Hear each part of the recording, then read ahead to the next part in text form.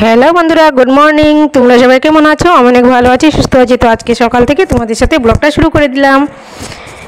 তো সকালে কিছু কাজকর্ম করে প্রথমে আমি মুখটা ধুয়ে নেব। মুখ ধুয়ে তারপর চা বানাবো। আর সকালবেলা চা না খেলে কিন্তু একদম ভালো লাগে না। তো কারা কারা চা ভালোবাসো খেতে অবশ্যই কমেন্ট করে জানিও। আর সকালবেলা কিন্তু মুখ ধোয়ার সময় জানালার দিকে চেয়ে থাকতে অনেকটা ভালো লাগে, কারণ সকালবেলার সেই দৃশ্যটা কিন্তু ভীষণ ভালো লাগে।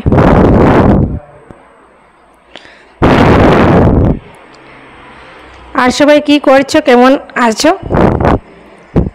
অবশ্যই কমেন্ট করে জানিও।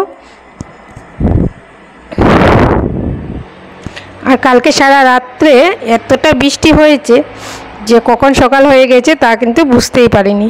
আর এই কয়েকদিনের গরমে কিন্তু সেইভাবে কোনো ঘুম হয়নি। তো এখন যেহেতু বৃষ্টি হচ্ছে আর ঘুমটা কিন্তু খুব ভালোই হচ্ছে। হঠাৎ ঘুম থেকে উঠে দেখলাম সকাল। সত্যি যখন কিন্তু খুব বেশি রৌদ্র হয় কয়েকদিন কিন্তু সেইভাবে ঘুম হয় না, আর বৃষ্টি হলে বোঝা যায় যেমন 1 বছর ঘুমায়নি। ঠিক আমার সেই রকমই হয়। তোমাদের কাদের এই রকম হয়?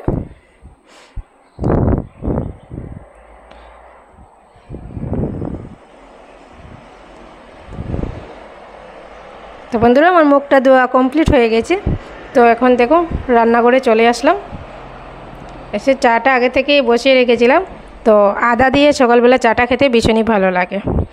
তো আমি যেহেতু গরুর দুধ দিয়ে চা বানাই, আজকের চাটা এরকম বানাবো।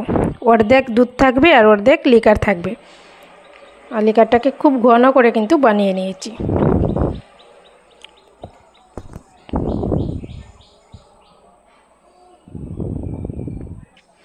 চাটা কিন্তু যদি ভালো হয় না তাহলে কিন্তু খেতে ভালো লাগে না। আর একদম ঘন লিকার করে, লিকার অর্ধেক আর দুধ অর্ধেক দিলে কিন্তু চাটা খেতে ভীষণই ভালো লাগে। দেখো বন্ধুরা, খুব ফ্রেশভাবে 1 কাপ চা। আর চা খাবো আজকে কেক দিয়ে। তাই না? তোমরা খেয়ে নাও বন্ধুরা চাটা।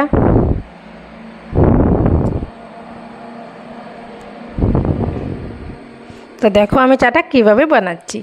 তো অদ্রক আদা দিয়ে ভালোভাবে লিকারটাকে ফুটিয়ে নেব যতক্ষণ না চায়ের গন্ধ বের হয়ে যায়।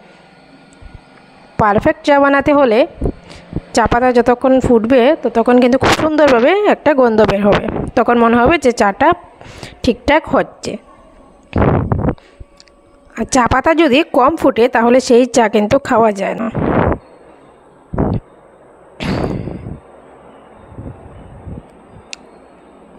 তো ফোন করেছিল কে, তো কেটেছিলাম।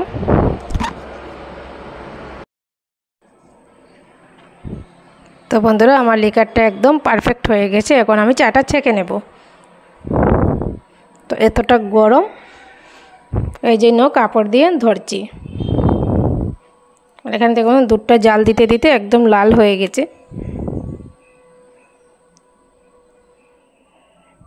দেখো একটা ছোটো একটা মগের মধ্যে অর্ধেক দুধ দেবো আর অর্ধেক লিকার দেবো।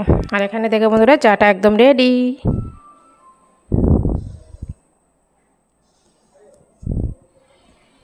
আর এখন আমি রান্না করব। তো রান্নাটা খুব তাড়াতাড়ি করতে হবে কারণ বর ডিউটিতে যাবে। আর এখানে রান্না করছি চিংড়ি মাছ দিয়ে চিচিঙ্গা।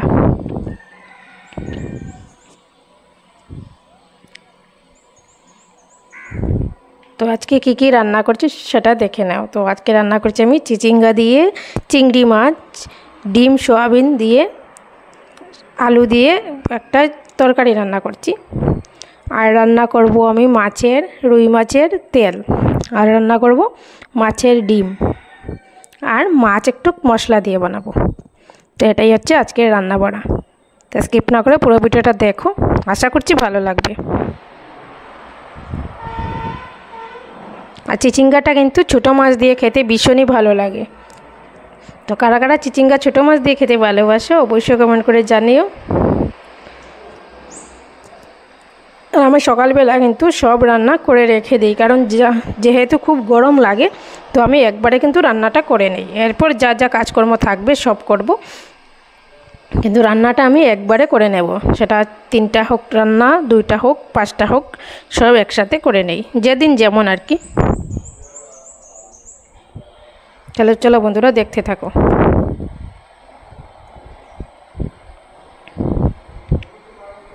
তো দেখো এখানে চিচিঙ্গা দিয়ে চিংড়ি মাছটা ভাজা হয়ে গেছে।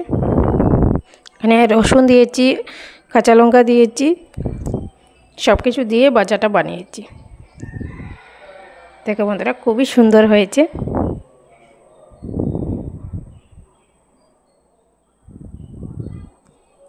চলো দেখতে থাকো। আর এখানে দেখো ডিম সোয়াবিন, ডিমটা সিদ্ধ করে নিয়েছি। এখানে আলুটা ভালোভাবে ভেজে নিয়েছি, এরপর পেঁয়াজ রসুনটা দিয়ে ভালোভাবে আবারও ভেজে নিয়েছি। এরপর সোয়াবিন দিয়ে আবার ভাজবো, মানে কষিয়ে নেব মশলা টশলা দিয়ে। আসলে সবাই রান্না করে, কিন্তু সবাই রান্না কিন্তু করাটা আলাদা আমি মনে করি। সব মানুষের রান্না কিন্তু সেম হয় না, প্রত্যেকটা মানুষ আলাদাভাবেই রান্না করে, খুব কম মিলে কিন্তু মানুষের সাথে রান্না বাড়াটা।